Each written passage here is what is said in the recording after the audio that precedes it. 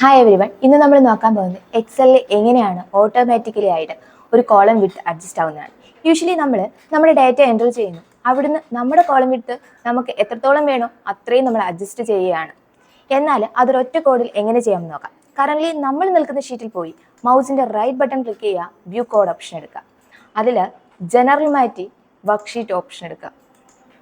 അവിടെ നമ്മുടെ കോഡ് കൊടുക്കുക. Cells dot entire column dot ഇങ്ങനെ കൊടുക്കുമ്പോൾ തന്നെ നമ്മുടെ ആ കോഡ് അവിടെ വരും.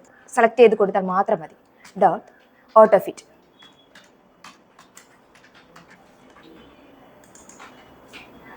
ദെൻ ഈ ഷീറ്റ് ഒന്ന് ക്ലോസ് ചെയ്യുക. നമ്മുടെ ഷീറ്റിലേക്ക് വന്ന് ഇനി നമുക്ക് വേണ്ട ഡേറ്റകൾ ഇവിടെ നിന്ന് എൻ്റർ ചെയ്ത് കൊടുക്കുക.